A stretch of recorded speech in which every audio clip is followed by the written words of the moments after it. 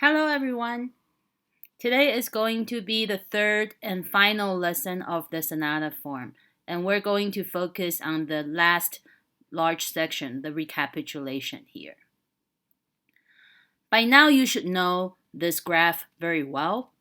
In the sonata form, especially the classical ones, we tend to find repeat signs, dividing the piece into two major parts. First part, exposition. Second part, development, followed by recapitulation. Oftentimes in a sonata form movement, the composer will decide to add new material toward the end of the piece to make the piece sound even more final. So in that case, we call that a coda. So because of that, I now have a slightly revised graph for that to reflect that. So here, still this pretty much the same exposition, development, recapitulation, and now a short coda added at the end. So in analysis, it is very easy to identify whether there's a coda or not in the sonata form movement. And how do we do that? We just compare the exposition and the recapitulation. So in general, the recapitulation will parallel the musical events in the exposition. So where you find that major final cadence of the exposition, you will find a corresponding final cadence in the recapitulation as well. If the piece ends there, at that major final cadence, in that case, we do not have a coda. However, if we find new material to come after that final cadence, we find there's new melodic material for more than just a few measures. In that case, we have a coda. So coda is optional. It is not always going to be there, but oftentimes a composer will decide to include it. Now we'll learn to analyze the last part of the sonata form, the recapitulation and the coda. In many sonatas, the thematic events of the recap parallel those of the exposition. So what does that mean? Let's take a look at another graph here. Okay, so by now, this graph should be pretty familiar to you. Primary, transition, secondary, closing, just like what we learned in the exposition. However, we're not talking about the exposition.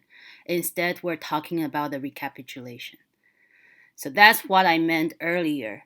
In many sonatas, the thematic events of the recapitulation parallel those of the exposition. Just like the exposition, the recap begins with primary in tonic, transition to connect primary and secondary, and the secondary is followed by a closing section. However, there is a very important difference between the recapitulation and the exposition, and we're now going to look at what exactly is different. This graph now includes a little more information compared to the previous one, and the new information added here is the key area. Some of you probably already noticed the difference between what I added here as opposed to the same graph we had for the exposition. But let's take a look. So the main difference between the exposition and the recapitulation is that the exposition modulates to a new key area. So if you remember from the previous graph, it was 1 transition to 5.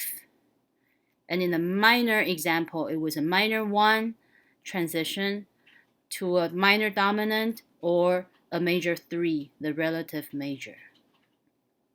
However, if we look at this graph here, we have 1 to 1 with minor 1 to minor 1 and stays there, never departs from the tonic key. So again, that's the most important difference between the exposition and the recapitulation, that the exposition modulates to a new key area, while the recap stays in the tonic key. So earlier in the exposition, we learned that the function of the transition is to modulate to the new key. So this transition now, the thematic material, the melodic material is still going to be present in the recap. However, the music in the transition will most likely be altered to stay in tonic. And the secondary area and the closing section will also be transposed so that they stay in the tonic key. Earlier we mentioned that it's very possible that composer will decide to add a coda section at the end of the piece to make the piece sound more final, to further confirm the end of the piece, and we call that the coda. And when we analyze the piece, in order to identify whether there's a coda or not, it's to look at the closing section. So this perfect authentic cadence here at the end of the closing section is going to correspond with the corresponding passage of the exposition section. So after that cadence, if the composer decides to add a new section after that final cadence, we have a coda. There's a coda.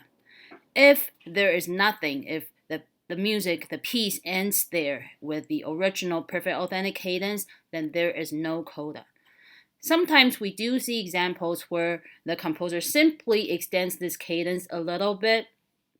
So originally we have a 5-1, and the composer simply repeats the 5-1 one more time, 5-1, two more times, 5-1. That's really just reinforcing that final cadence. That's not a new section. So when we call something a coda, that's new material, new thematic material being added there. So something a little more significant, that's something we'll call a coda. Okay, so that ends our lesson of sonata form. I hope that was helpful and it was clear, and thank you for watching.